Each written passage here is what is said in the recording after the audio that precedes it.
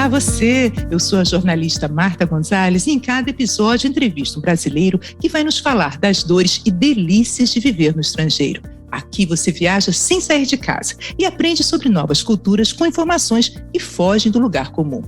Aproveito para convidar você para me seguir lá no Instagram, é @brasileiroslongedecasa. Bora viajar? Hoje vamos para Weston, nos Estados Unidos. Vem comigo viajar na história do nosso entrevistado.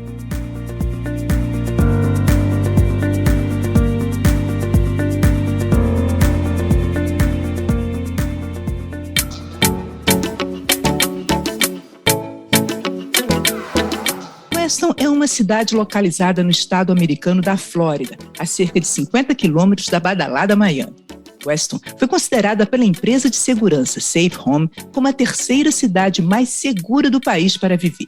E lá, nadando de braçada, nesse lugar tranquilo, está o brasileiro Rodrigo Mendes. Para quem não está ligando o nome à pessoa, Rodrigo foi 8 vezes campeão brasileiro de natação. Quando tinha 15 anos de idade, foi o segundo melhor tempo do mundo, não é do Brasil, das Américas, é do mundo, numa prova da categoria 15 anos. Desde 2018, nosso atleta vive nos Estados Unidos. Muito bem-vindo, Rodrigo. Obrigado por estar aqui no nosso programa. Me conta aí, por que você decidiu ir viver fora do país? Olá, Marta. Olá a todos que estão nos escutando. Primeiramente, quero te agradecer o convite. É um baita prazer poder compartilhar um pouquinho das minhas experiências, um pouquinho das minhas aventuras e também das minhas dificuldades, né? Mas a primeira pergunta, respondendo a sua primeira pergunta, como foi que as coisas aconteceram, né, de eu vir para cá. Então, como você já própria disse, eu fui nadador quase toda a minha vida, até os meus 24 anos de idade, e sou formado em educação física, e eu comecei a trabalhar com natação também depois que eu me aposentei da natação como atleta, né?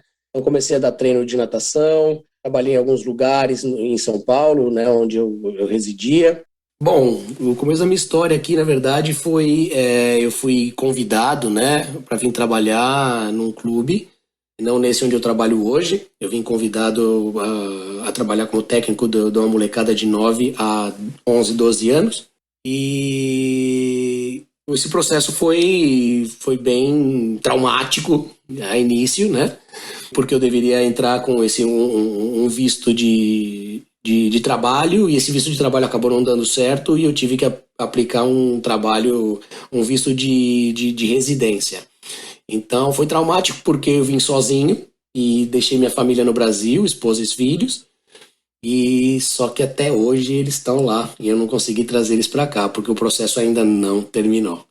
É um processo longo. Eu posso voltar ao Brasil, né? Eu voltei 2 vezes já para o Brasil. Eu tenho permissão de trabalho e eu tenho a permissão de viagem também. E aí veio a pandemia e aí ficou tudo parado e o meu processo parou e eu não podia voltar ao Brasil porque estava tudo fechado e continua fechado, né? Então eu estou há 2 anos basicamente sem ver a minha esposa e meus filhos e eu estou com o coração apertadinho. Que sufoco, hein, Rodrigo? Mas graças a Deus já está no processo final e logo, logo eles vão estar aqui comigo, se Deus quiser. Como é que foi logo o começo? Porque é uma mudança diferente, né? A cultura diferente, o jeito, tudo, o jeito de viver, de morar, de lidar com o esporte é diferente. Como é que foi? Você chegou aí, me conta. Assim, eu já tinha vindo para cá, né? Em 1999, quando eu era atleta ainda. Eu vim para cá, participei de uma equipe de natação na época em Fort Lauderdale e treinava com um grande técnico de natação, Jack Nelson, e ele infelizmente já não está mais aqui entre nós, mas era um grande técnico, foi um grande nadador olímpico e aprendi muito com ele lá. Então, muito do que eu aprendi de idioma e experiência de estar na Flórida, eu aprendi naquela época. Eu fiquei aqui durante 8 meses, depois eu tive que voltar ao Brasil porque o patrocínio tinha acabado, né? Então eu tive que voltar para o Brasil e, enfim, fiz toda final da minha carreira como atleta, a minha formação universitária, conheci a minha esposa, tive o meu casamento com ela e tive meus filhos lá. A vinda para cá ela foi tranquila em relação ao idioma, em relação à experiência de local, então eu não tive muito problema, não. A única dificuldade que eu tive foi ficar longe da minha esposa e dos meus filhos, né? Foi a parte mais dura, né? Foi a parte mais dura. E aí eu vim trabalhar aqui em Weston, num outro clube, né? É um clube que a gente, na verdade, eu e um outro coach, o Marco, um venezuelano, a gente construiu essa equipe junto, né? Quando eu cheguei, o Marco já estava na equipe e a gente tinha 15 atletas e hoje a nossa equipe tem em torno de 120 atletas. A gente construiu junto, né, essa equipe, foi muito bacana, com a nossa filosofia, com a nossa maneira de viver, né, de a gente poder ensinar as crianças que natação é temporário e o que vai ficar é a disciplina que é aprendida, é a amizade construída, os objetivos que se coloca para serem alcançados, é isso que fica. Então é muito legal, essa nossa filosofia é muito bacana de trabalho. Eu acho que esse é um grande legado do esporte mesmo, né? Deixar incutido nas crianças essa ideia. Você entrou na piscina a primeira vez com 4 anos de idade, né? E não saiu mais. Isso mesmo, tem vários títulos de natação e agora está treinando crianças e adolescentes nos Estados Unidos. Você sente uma diferença assim, do tempo que você era treinado, você era criança, e aí agora você treinando essas crianças assim?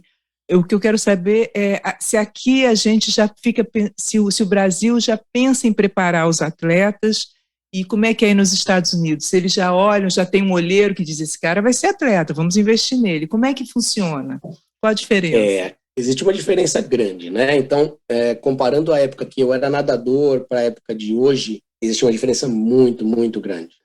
Principalmente em questão cultural, né? Então, o Brasil é um país onde, por exemplo, a natação não é um esporte profissional, mas tem sido profissionalizado, e esse é um grande problema, né? Porque a profissionalização está acontecendo muito cedo nos atletas. Então tem atleta de 14, 15 anos que já estão virando profissionais da natação, só que aí o que acontece é que o valor financeiro que eles exigem como atletas para competir, né, e o que os clubes pagam, os patrocinadores pagam, faz com que a atenção fique voltada de fato para a natação, e eles esquecem o lado estudantil, né, o lado mais importante, que é o vai fazer a carreira, o que vai fazer, ele depois de nadar, ele vai ter que se dedicar a algo. Então, tem muito atleta jovem parando de estudar, parando cedo de estudar. Às vezes Aqui nem no Brasil.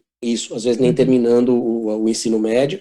E é triste, né? É triste porque isso não deveria acontecer, que é exatamente o oposto do que acontece aqui nos Estados Unidos. Nos Estados Unidos, você não pode se profissionalizar na natação, né? A natação, quando você se profissionaliza, você já está num estágio elevadíssimo de natação, onde você já é um campeão olímpico, você já participa da seleção principal americana, e você não pode receber dinheiro da instituição onde você treina. Você pode receber, sim, por direitos de imagem, de patrocinadores, mas não por instituição. Então, assim, os clubes no Brasil pagam os atletas. Aqui, os clubes não podem pagar atletas, é muito pelo contrário, os atletas pagam o clube. Então, essa é uma diferença muito grande cultural. Então, no Brasil, os atletas e os que estão iniciando, até os grandes atletas, eles não querem pagar porque eles competem, então eles vão representar o clube. Então, quem tem que pagar é o clube e as competições. Aqui não, aqui tudo se paga pelos pais. Então,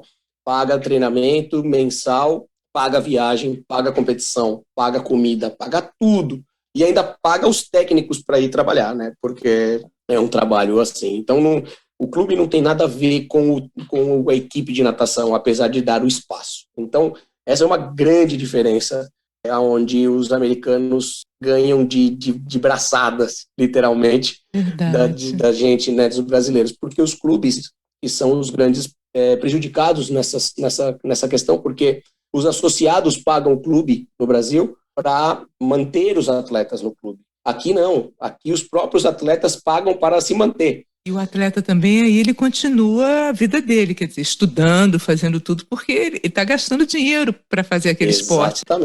Enquanto a mentalidade aqui talvez até afaste você do estudo, né? Um adolescente começa a ganhar dinheiro como atleta, talvez ele não fique tão interessado em estudar. Exatamente. E outra coisa que acontece aqui nos Estados Unidos é a guerra, né? Para você entrar numa universidade e entrar numa universidade com bolsa de estudo. Então, existe uma guerra muito, muito grande entre os atletas aqui. A Flórida é um dos estados que mais tem piscinas, né? Então, por ser um ambiente muito quente, né? O ano inteiro a gente tem 10, 9 meses do ano que são quentes, quentes, quentes. Então, tem piscina em todo lugar.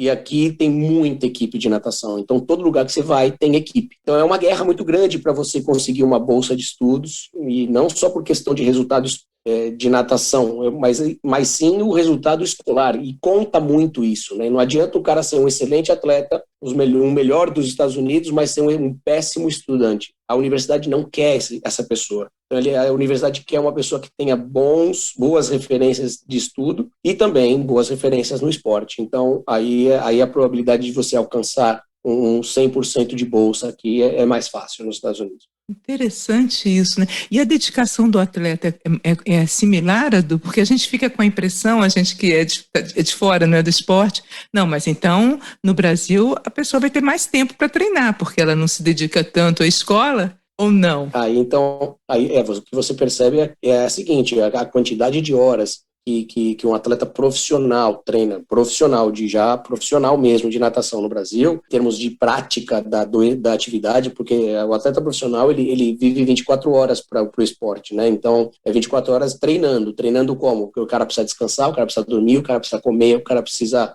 treinar bem, ele precisa fazer um exercício fora da piscina, então tudo isso conta como treinamento. Então 24 horas o cara vive exclusivo para natação. Mas a parte prática de treinamento não foge muito, não é uma diferença muito grande, não. E é isso que faz com que os Estados Unidos seja um grande, como posso dizer, ele pode ser os Estados Unidos é um celeiro de grandes atletas. Então, aqui, ou você dá certo ou você dá certo. Não tem mais ou menos. O mais ou menos não serve. Então, o campeão olímpico é o valorizado nos Estados Unidos. O vice quase não lembram. Então, são coisas que você fala, caramba, né? O Brasil, que a gente não tem uma estrutura boa, muito boa, ainda a desejar do que a gente pode chegar, mas quando ganha uma medalha, né?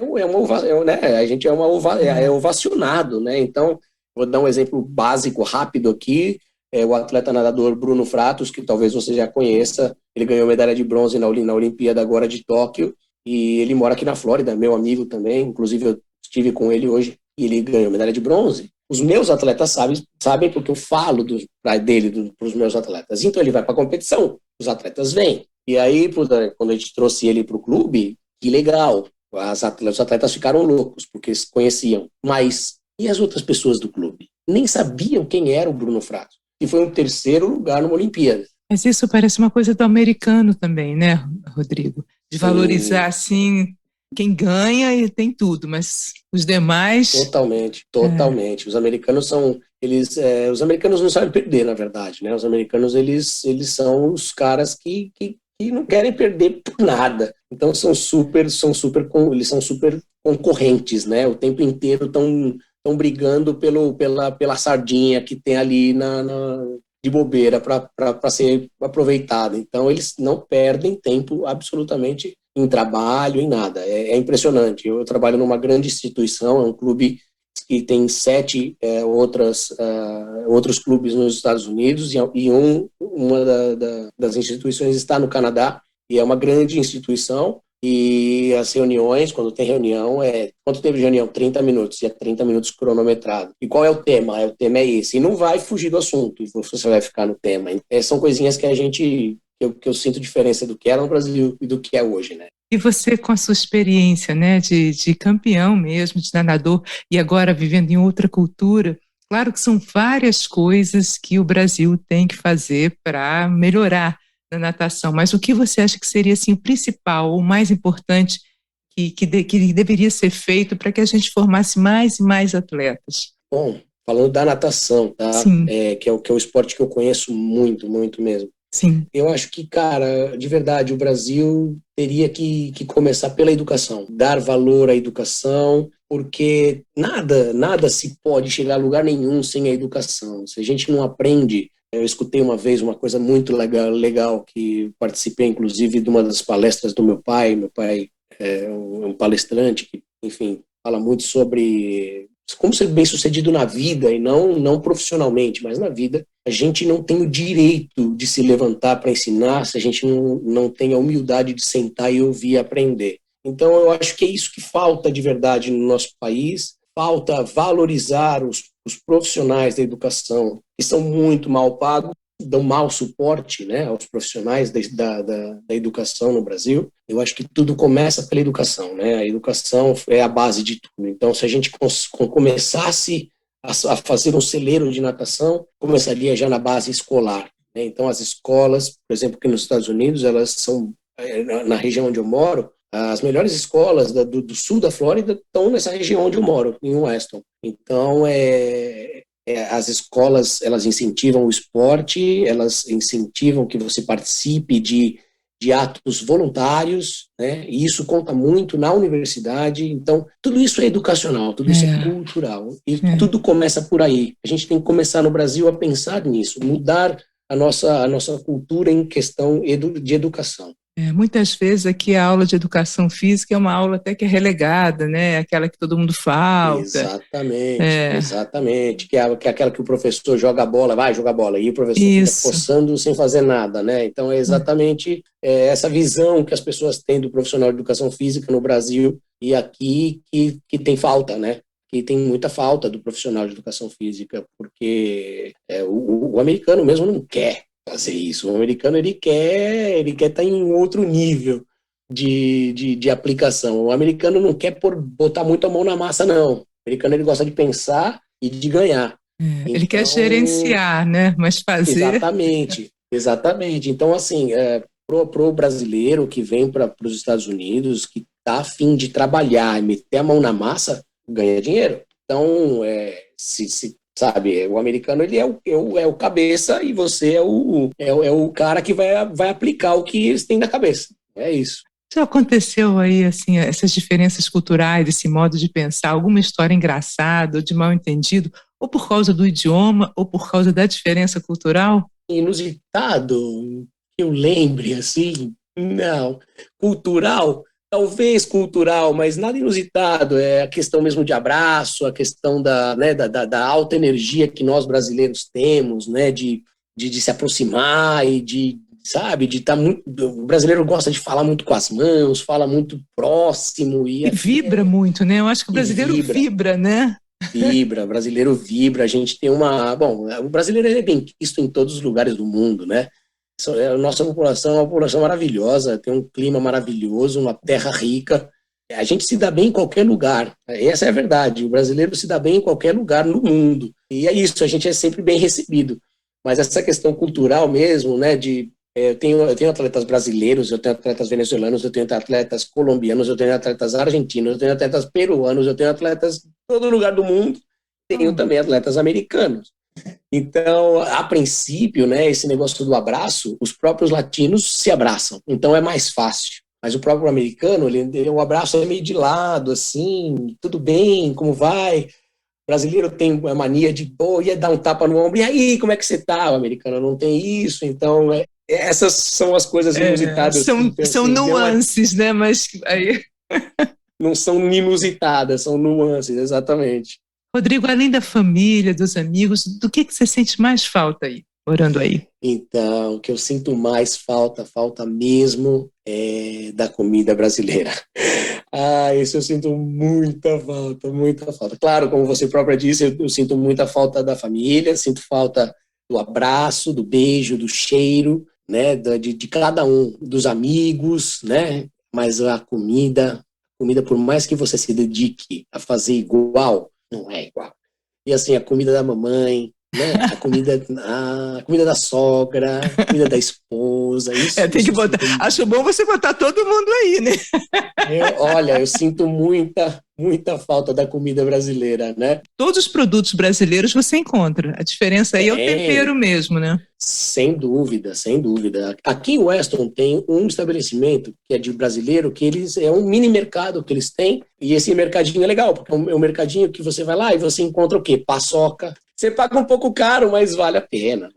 De vez em quando, pão de queijo é uma coisa que, nossa, dá muita falta aqui, muita falta. Isso é o que você sente falta. E o que você dá graças a Deus e não ter mais que lhe dar? Olha, eu amo o Brasil, de verdade. Eu amo muito o meu país, sabe? Eu fico triste porque eu gostaria muito de poder fazer o que eu faço e viver aí no Brasil, né? Mas, assim, eu não dou graças a Deus de não me ter que lidar com isso mais, não. Talvez, vamos dizer assim, nessa cidade onde eu trabalho e eu moro, cara, da minha casa para o meu trabalho são 7 minutos, do meu trabalho para minha casa são 7 minutos. Eu não tenho trânsito nenhum, eu não tenho problema de parar no farol e ficar com medo de ladrão, eu não tenho medo de andar com o celular na mão. Então são essas coisas que, assim, se tiver que falar que eu não, graças a Deus eu não tenho mais, esse lado de fato de qualidade de vida, né, poxa, de você ir num estabelecimento, sei lá,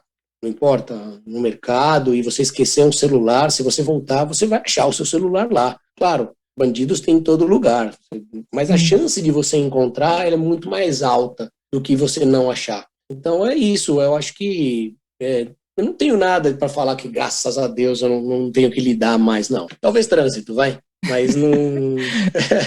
Trânsito de São Paulo não é coisa pequena, não, né? Mas também eu sinto falta às vezes, sabia? Eu sinto bastante falta. Eu amo São Paulo, eu amo o Brasil. Eu sinto falta às vezes daquela bagunça, aquela buzinaria que tem dos motoqueiros passando no meio dos carros, enfim. Às vezes eu sinto falta, sim. Saudade, não é falta, é saudade, né? É saudade, é Saudade a verdade. gente mata de vez em quando. É. Rodrigo, me conta uma curiosidade aí sobre a cidade que você mora. É uma cidade bastante tranquila, né? Como você É mesmo uma falou, cidade. também é uma cidade até chamada às vezes de cidade dormitório de Miami. Eu vi umas imagens, Isso. achei belíssima, belíssima, né? As casas belíssimas, um lugar muito gostoso, muito É. aprazível mesmo. Me conta uma curiosidade daí. Weston é uma cidade nova, né? Ela virou cidade mesmo por si só, ela em 96. Então ela tem uns 25 anos, ela fazia parte de Fort Lauderdale. E essa cidade, uma curiosidade dessa cidade, ela foi desenvolvida e urbanizada pelos próprios urbanistas da Walt Disney. Então é uma curiosidade bem legal. Por isso que É é uma tão cidade linda, parece um conto de muito fadas. moderna. É uma Ah, cidade muito moderna. É uma cidade que você não tem um fio na rua, é tudo subterrâneo, né? É uma cidade super arborizada, super planejada. Os condomínios, a grande maioria dos condomínios são de casas de grande porte, de gente de muito dinheiro, e condomínios que têm campos de golfe gigantes dentro. Então, é uma cidade muito bem desenvolvida, muito bem organizada, e, cara, é lindo.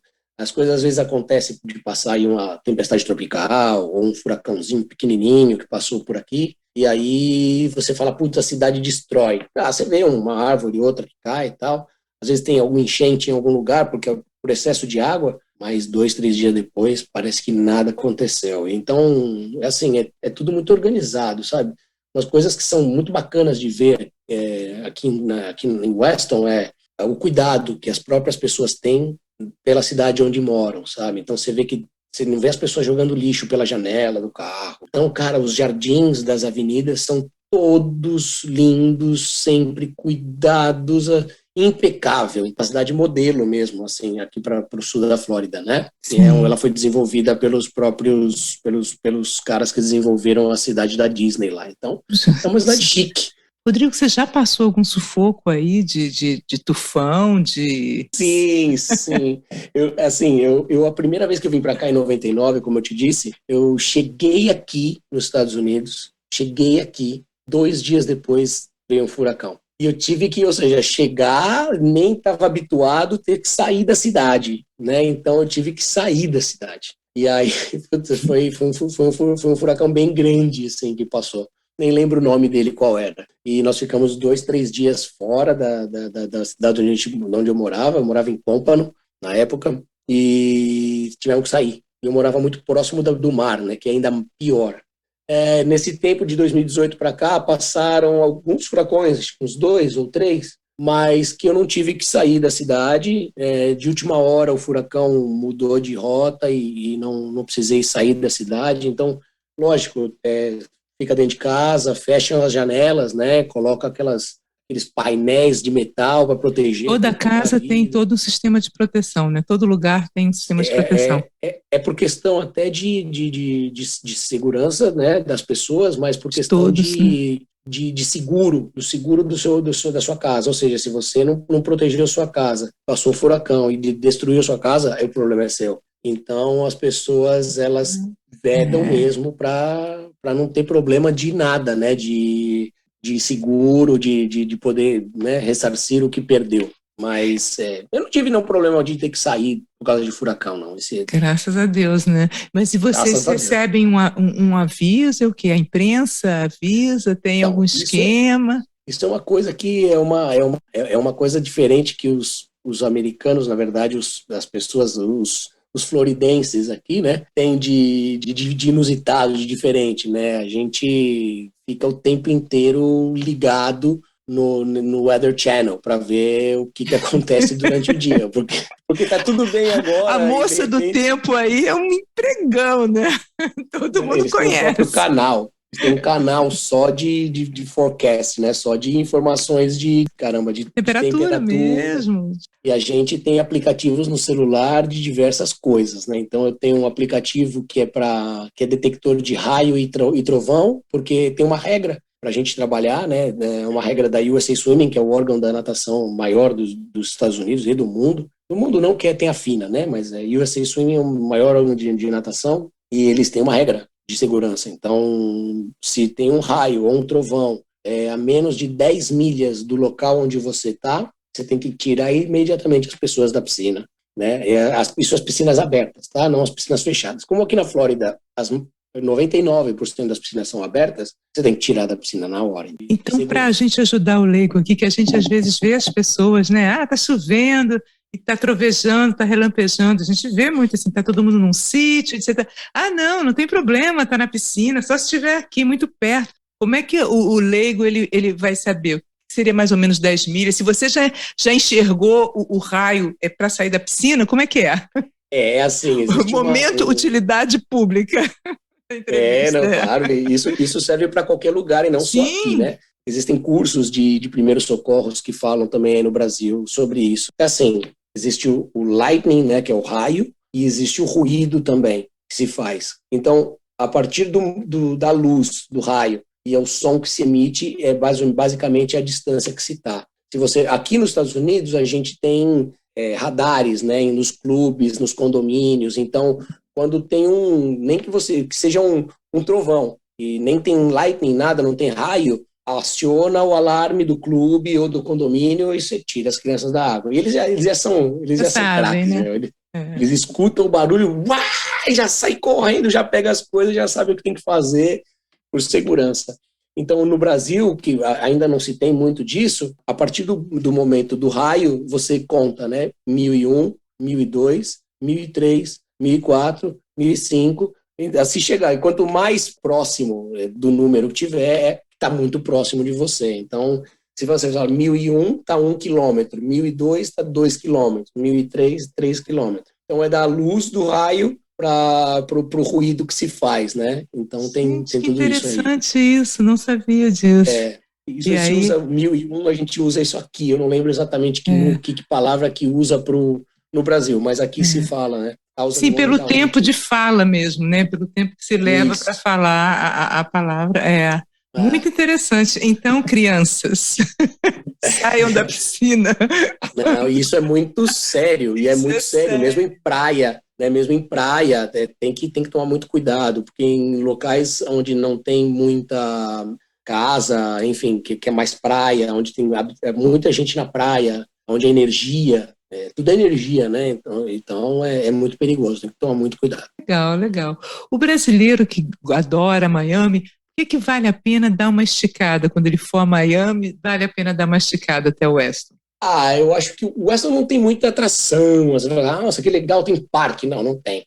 É um parque de diversão que eu digo, tá? Parques tem muitos parques. Por que o cara vai para o Weston? Ele vai para o Weston porque é bonito. Ele não tem muita opção, ele é tranquilo, é uma cidade parece uma cidade de interior. A pessoa vem para cá porque é tranquilo mesmo, é bonito, é um ambiente gostoso, mas não é badalado. Para você ter uma ideia, não tem ônibus na cidade, não passa ônibus na cidade. Então, uma cultura do carro mesmo também, né? Aqui ou você é triatleta, que anda de bicicleta pra caramba, tem muito triatleta na cidade, as vias, elas são super favoráveis a isso, né? Então tem as ciclovias ali, e de manhã, cedinho, quando eu saio para trabalhar, 5h30, 6 horas da manhã, tem mais um monte de triatleta, ciclista, andando em bando assim mesmo, sabe? E é bacana de ver, e é legal o respeito que as pessoas no trânsito têm em relação a ele. Mas, assim, não tem nada atrativo no sentido de, nossa, tem um restaurante. Tem alguns restaurantes, mas não é nada específico, não. As pessoas normalmente vêm para Weston para descansar, para ter um ambiente agradável. Não é uma cidade turística, né? É uma cidade para se viver, para se morar, né? Exatamente. Como fala, né? É uma cidade dormitório de Miami. É muito bom de se viver aqui em Weston. É muito gostoso. É assim, falando de custo de vida, ela é um pouco alta, mas é muito gostoso viver em Weston. Legal, legal. O que o brasileiro pode ensinar ao floridense, né? Quem nasce na Flórida? Caramba, a gente pode ensinar tanta coisa, principalmente jogar futebol. Não, brincadeira. A gente pode ensinar muita coisa, né? O brasileiro ele tem um poder de ensinar as pessoas que tudo dá um jeito, né? Nosso modo de fazer no Brasil. Tudo é possível. Sempre dá um jeitinho. Tem um jeitinho brasileiro que fala. Então, a gente dá um jeito e não precisa ser por debaixo dos panos. A gente pode ensinar que a gente pode fazer as coisas acontecerem pela nossa criatividade. O brasileiro é um povo muito criativo, mas a gente tem muita coisa para ensinar para os americanos no sentido de amor, né? Amor às pessoas, amor de amizade mesmo. E eu acho que isso, os americanos são bem carentes, eles são um pouco frios nesse sentido de... Eu vou fazer até um parêntese aqui, Rodrigo, já que você está falando de amor e de relação, que até para fazer um convite aqui aos meus ouvintes também, que o pai do Rodrigo, ele é podcaster também, gente. E ele tem um podcast chamado É Possível, que ele fala exatamente disso, de relacionamento, né? E é muito bacana, exatamente. Então eu estou até convidando aqui os meus ouvintes a conhecerem também, porque é muito bacana. E esse calor de transmitir, né, boas emoções, boas situações, isso é muito do brasileiro mesmo, né? E vamos ao contrário, o que o floridense pode ensinar ao brasileiro? O floridense pode ensinar para o brasileiro que você pode viver num lugar que você pode andar de chinelo o dia inteiro, que não tem problema. e que pode-se sim existir a possibilidade de ser feliz um pouco, né? O brasileiro tem muita mania de grandeza, o brasileiro tem muita mania de querer mostrar para o outro que tem. Isso tem em todo lugar, aqui também tem. Mas viver na Flórida, você pode viver com pouco e viver muito bem. Aqui a cidade de Weston é uma cidade meio de desfile de moda, né? Então, é gente de muito dinheiro que mora aqui. Então, no clube que eu trabalho lá, você vê de tudo, né? Você vê de gente que tem muito dinheiro, que você não acredita que tem dinheiro, e tem gente que tem médio dinheiro que quer mostrar que tem muito dinheiro. Então, mas em geral, Rodrigo, é assim, quem tem muito não gosta de mostrar muito, não. Exato. Quem tem médio é que quer aparecer que tem mais, Exato. Né? Então, isso aqui é mundial. Você vê de gente chegando aqui de Rolls Royce, de Lamborghini, de Porsche, de Tesla, esses carros Tesla, ele é tipo um Palio no Brasil, cara, aqui na cidade de Weston. Cara, basicamente todo mundo tem esse carro. Assim, um carro não é um carro que você fala, nossa, um Tesla. Não, Tesla já, putz, você anda aqui, é um carro normal. Legal, legal. Rodrigo, para encerrar, você gostaria de deixar algum recado, dar algum recadinho, dar uma mensagem? Eu sei que sua filhota também tem um programa. Você que edita um canal, ela tem um canal de culinária. Quantos anos que tá, Letícia? A Letícia está com 10. E a outra filhota? O outro é o Rafael. É Rafael. Aham. O Rafael tem 14. O Rafael já tá um homem, já tá mais alto do que eu, o que não é difícil. Mas o Rafael, ele é um menino lindo de ouro, ele é muito educado, ele amadureceu muito cedo, né? por essa questão da distância, de eu não estar tão presente. E eu sinto saudade, muita saudade. E ela tem um canal no YouTube de culinária. Com 10 anos ela cozinha melhor do que eu, mas vamos lá. Na verdade, tudo aconteceu foi na pandemia mesmo, né? Em casa, minha esposa é uma pessoa que gosta de cozinhar muito, ela cozinha muito bem também, mas a questão muito mais de doce, né? Que é o negócio dela, é doce. E a minha filha sempre muito próxima à mãe, né? E ficava vendo ela, mãe, me ensina como é que faz, mãe, me fala como é que faz, mãe, posso te ajudar?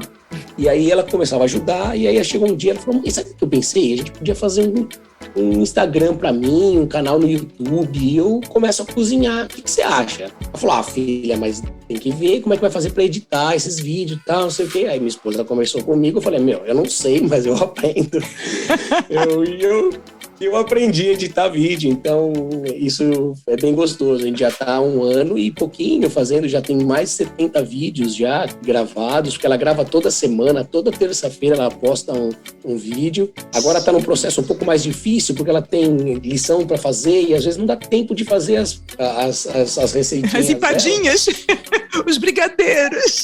Exato, e aí nesse último que ela fez na semana passada, ela mandou até um recado para os seguidores, falou, olha, me desculpa, mas eu acho que eu não vou conseguir dar conta e eu precisava falar isso para vocês. Então, é muito, muito bonitinha e ela é natural dela, sabe? A gente não força a barra de nada, eu falo muito com a minha esposa, o dia que ela não quiser fazer, para, não tem... Isso é muito legal, isso aí. Tem que ser da maneira que ela... Tem que ser divertido, tem que ser divertido para ela. Ela se diverte, é barato, né? Eu quando edito os vídeos aqui, e é uma forma maravilhosa de eu me conectar com ela, né, com minha filha, cara, eu me divirto, né? Mas são vídeos divertidíssimos. O canal dela no YouTube é canal Lê Legal, que ela chama Letícia, né? Então, Lê Legal. Uhum. E no YouTube é Let's Ionarra, com Y, Let's Ionarra. É o campeão de natação fazendo propaganda da filhota, né? Você quer deixar algum outro recado? O meu recado que eu queria, na verdade, deixar para todos é uma frase do meu grande, velho, admirável pai. É um grande escritor, é um grande palestrante e uma vez, suas brilhantes ideias, ele escreveu uma frase que eu acho que serve para todo mundo, né? Que é assim... Viva a vida da vida e não a vida devida, porque a vida da vida é uma dádiva e a vida devida é uma dívida. Então é isso, vivam a vida da vida. Essa é a mensagem que eu queria deixar para todos vocês aí. Sejam felizes sempre, sempre, sempre. Nossa, valeu, Rodrigo. Muito lindo o encerramento. Valeu, Rodrigo. Valeu, gente. Foi bom demais ter você comigo neste episódio. Eu vou adorar se você entrar em contato. Me segue lá no Instagram, @brasileiroslongedecasa, ou escreve para brasileiroslongedecasa@gmail.com. Nós também temos um site, Brasileiros Longe de Casa. Um grande abraço e eu espero vocês no próximo episódio. Tchau!